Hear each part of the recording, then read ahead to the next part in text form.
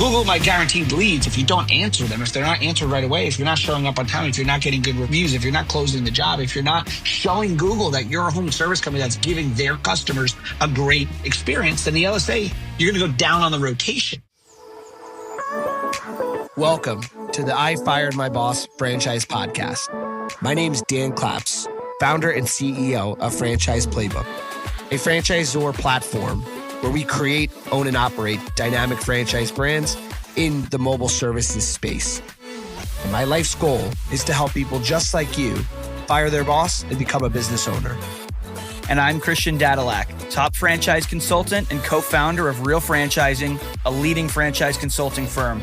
And together, we're on a mission to help people fire their boss, hire themselves, and live the American dream through franchise ownership.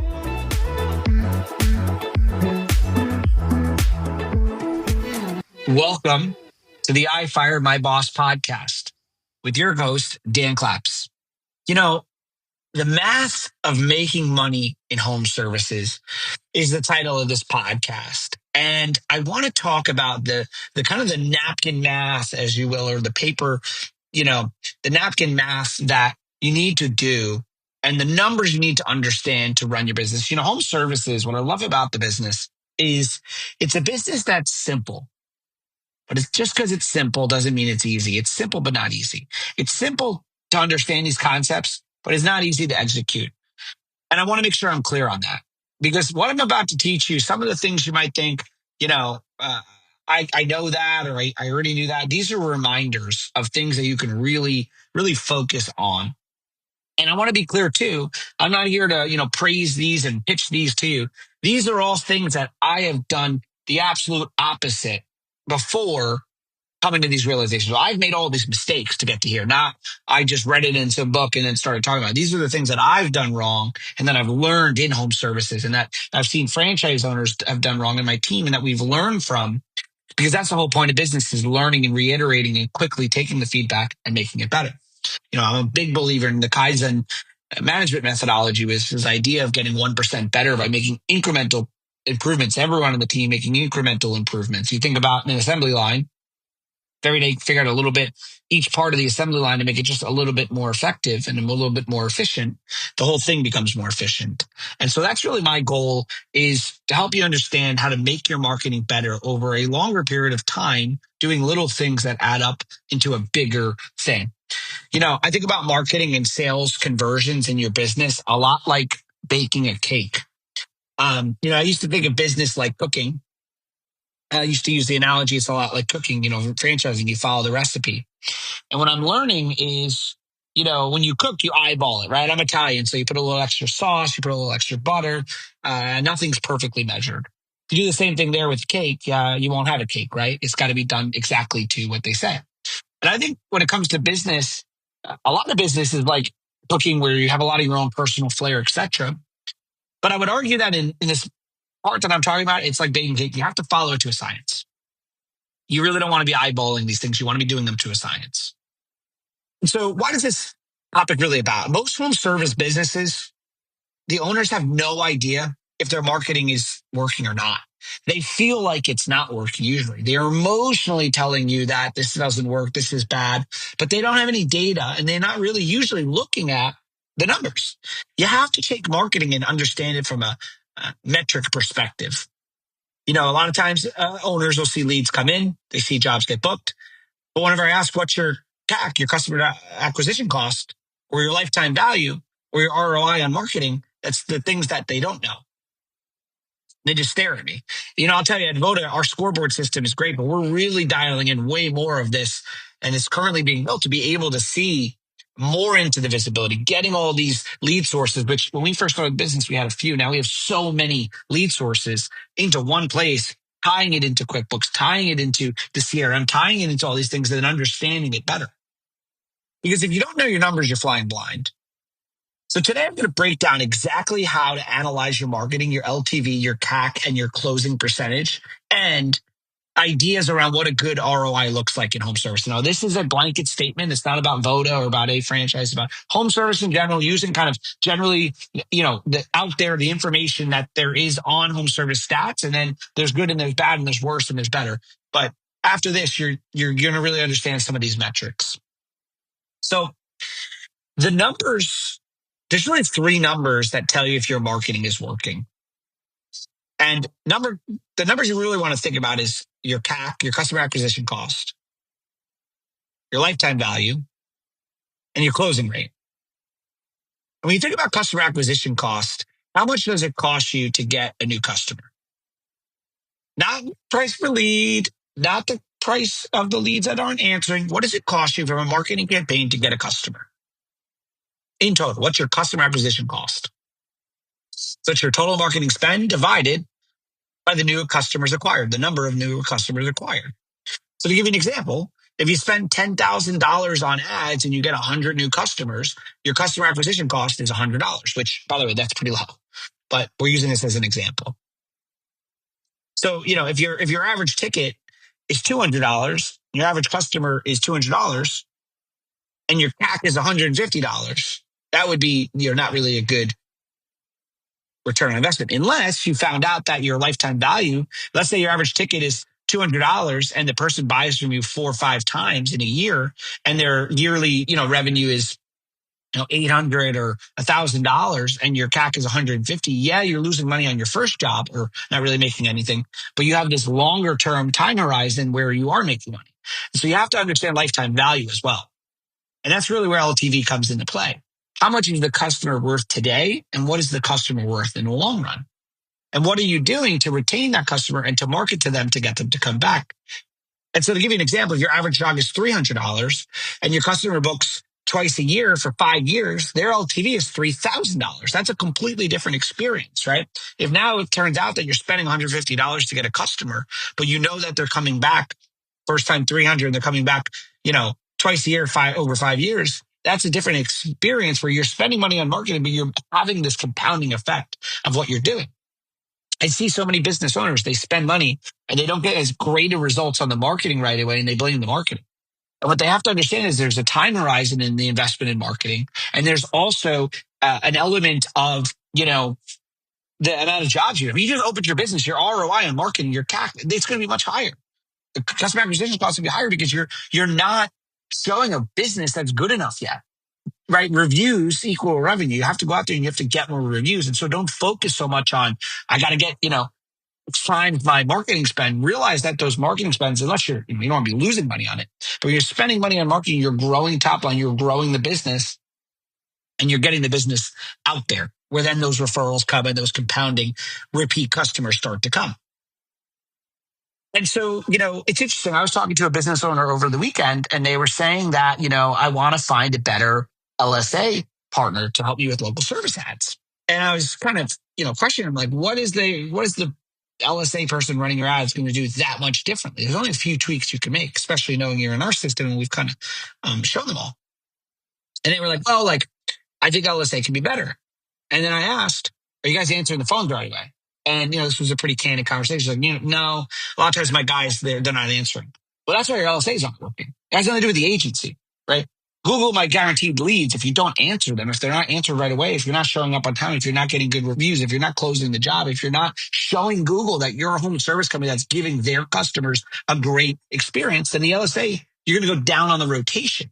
And it's hard to hear that, right? To look in the mirror. But so often it's the other side of the business that has to get fixed to make the marketing work better. I'm not saying the marketing doesn't work, but what I am saying is when you improve the marketing and you take a look in the mirror and improve the sales process, that's how you're going to get the best results. And so LTV, you got to think about average job size, times repeat business rate, times retention period in years. And that's what's going to be lifetime value and really show you what a customer's worth in a yearly basis, and more importantly, over the life cycle of the customer. And then the third stat you need to think about is the closing rate. How effective, and that's kind of what I was hitting on, how effective are you at converting these leads, right? The formula is total customers won divided by leads times 100, right? So if you get 100 leads and you close 30, your closing rate is 30%. And that's always an area that you can improve. There's only a few ways to make your business make more money. Get more customers, improve the average ticket, improve the amount of time they come back to you, cut costs, improve your closing rate. And these are things that you can do, that you can take control of. So how to tell if your marketing is making you money? Here's the magic formula. LTV times CAC. Or in marketing, I think a 4-to-1 is great. A 5-to-1 is amazing. Let's use a 3-to-1 or even a 2-to-1 when you're first starting out, depending on the margins in your business. So you think about LTV times LTV being greater than 3 times customer acquisition cost. So if your LTV isn't at least 3 times your CAC, you're not making enough profit. You have to understand it's not your first average ticket. It's there's a recurring element to the business. Like for example, in floor cleaning, where you can go and upsell air ducts, or if you can have the customer buy from you again in 3 months and 6 months without having to spend more money on that customer, right? For when it comes to marketing campaigns, you got to look at what is the average customer acquisition cost and what is the average lifetime value that you're going to get. And then is that 3 times more than what you spent on the marketing? Less than 2 times, you're in the danger zone. If it's more than 5 times, you're absolutely crushing it. Scale that. I have so many people tell me like, Dan, I spent $1. I'm not saying in Votive, it's in general. I spent $1,000, but and I get $5,000 worth of revenue. But on that $1,000, there's lots of leads that like they don't answer me, and it's annoying. And I'm like, stop worrying about that. I mean, yes, improve your closing rate, but if you're spending 1,000 to get 5,000, your problem is not a lead problem; it's a scale problem. Figure out your capacity constraints and figure out how you can budget more toward that and grow that, and then grow your LTV. If you think about this idea of that. I'll give you a couple examples. I remember I was in the lead business, and I had this.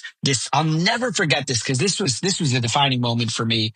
I always say you have thick skin if you've been in the lead generation business, and I truly believe it prepared me to be in the franchising business, because in the franchising business, people that aren't doing well in the beginning, they blame you, which I understand, and they blame themselves a little bit, but it's a mutual blame. And the people who are doing great, they're like, what did you do? It's never really like. If they're doing great, it's like they did it on their own. If they're not doing great, it's your fault. And that's just being in the franchise space. And I'm just being very candid on this podcast. Not always, but sometimes. And the lead generation business is the same way. I don't know about you, but I'm sure you've never called up your lead provider being like, thank you. Thanks for sending me this lead. I closed it. You're only calling when the leads aren't good, usually, unfortunately. And so when you think about this idea, I'm in the lead generation business, and it's a Friday afternoon, and I'm talking to this client of ours. This is back, probably in 2019 maybe. And I'm sitting there. It's about 3:00. I've got some family coming over around 4:30, 5:00, and I'm working from home, and we're having a call. And this customer, at that time, I'm doing all the customer servicing, because just to be clear, if you don't know me, I'm running Voda. We have over 200 locations around the country in 30 states. We're the fastest growing restoration franchise, one of the fastest growing home service brands, a very attentive culture and connected community of franchise owners. We're operating in these 30 states. I sold my previous business to private equity. And before I did all of that, I just want to be clear. When I started my previous business, I did everything you could think of. I was the janitor. I was the first employee. I made the cold calls. And then I hired someone to take over the cold calls. And then I managed them. And then we hired another person to make the cold calls. And then I managed them. And then I hired a few more. And then eventually hired a manager to manage them. I built the furniture myself. I swept the floors myself. I slept on the couch a lot of nights, 100-hour weeks. I gave up most of my 20s for that business. Don't get me wrong, I had a good time. But when my friends are out watching TV or going out to parties and they're doing whatever they're doing on the weekdays, I was in that business as well as the weekends. And I've paid my dues in a lot of ways. And I know what it's like to build a business and bootstrap your way up. My point is, at that time, in 2019, I was doing the customer servicing myself. And I'm on the phone, and I always learned that in the lead generation business, I would just listen for at least 20, if not 30 minutes before I even talked. And I would just try really hard to seek to understand and actively listen to the person. And they were complaining about the leads, and they're beating me up, and they're going on and on and on and on and on. So about 45 minutes in, great call. Well, not really a great call for me. I guess great call for them being a sounding board. And I said, let's look at the stats. So we pulled up the stats. And what we realized was this particular customer made $80,000 in a high profit business, by the way, $80,000 in revenue, and spent $2,000 with me on leads. So for clarity, they were beating me up and basically yelling at me, frankly, when they had spent $2,000 and got an $80,000 return. It was Penciling. And I remember joking around, being like, hey, like, I think you should fly here and take me out to a steak dinner. Like, what do you mean? Spend another $2,000 with me. You should be spending $2,000 a day. If you're going to spend $2,000 and get $80,000, what if you spent $2,000 a month or $2,000 a week? And you could do that over and over, which you absolutely could. Why did we just spend an hour fighting about the $45 leads that didn't answer, when out of those $45, let's do some quick math, 2,000 divided by 45. I mean, I know it kind of off the top of my head, but let's just see. 44 leads, 35 of them didn't answer you. 5 of them worked with you but didn't buy. Whatever happened, who cares? 2,000 to make 80,000. Let's spend the money on marketing. Your CAC is crazy, right? Your CAC to LTV is amazing, right? And who knows what kind of money you're going to make with repeat business from those people. And my point of the story is, and I know you guys are sitting there thinking like, yeah, that's crazy. Like 2,000 to get 80,000, I would do that all day. Well, I guarantee if you go and you look at a lot of your marketing campaigns, you might have a lot better of a return than you think you do. And so many of you have employees working in your team that are costing you $150, $200 a day. A week's going by, they did nothing. And 4 months go by and you spend $4,000 a month on them, $16,000, and they did nothing. They got no return. And you just let them go. You don't really think about it. But when it comes to that marketing spend, we tighten up so much. And it's the area that we really should be focusing the majority of our energy toward. And so when you're thinking about this, you've got to think about mathematically. If I'm spending money on Angie's or Thumbtack or Home Advisor, they're not the best leads. They're price shoppers a lot of them in a lot of markets. But if you're spending money on those sources, and next thing you know, you're getting a 2-to-1, and maybe it's not amazing, but you're doing that, and that's leading to referrals or to reviews on the road. What's not sustainable is not having marketing on. What's not sustainable is not going out there and meeting with property managers and plumbers and realtors and people that you can build a relationship with that can bring you business, whatever business you're in. If you're painting, whatever those people that influence your business are, that's what's not sustainable. And so you have to understand, take your business, look at what you spent, identify what your customer acquisition cost is, identify what your average ticket is, your closing percentage, figure out what your lifetime value is and how you can drive LTV up. And that's a great place to start with building your business. If you like this podcast, my goal is to make it very to the point, very granular. Sometimes I'm going to get intense or passionate. I'm very passionate about this topic because if you're in this business or thinking about getting in business, I want to press upon you these stats. It took me years to figure out, years of struggling, that I hope that I can teach you, that you can learn from it and be able to bypass it. That's the whole point of franchise, to leapfrog these things. Anyway, thanks for listening. If you do like the podcast, please do leave a 5-star review. I'm on a mission to get 100 reviews. We're only at like 40 right now. Thank you. And we'll see you on the next one. You're f***ing fired. If you want to say those words to your boss, make sure you head on over to ifiredmybosspodcast.com and fill out the form to schedule a no-cost consultation. And if you enjoyed this episode, make sure to subscribe, leave a review, and share with a friend who might also want to fire their boss.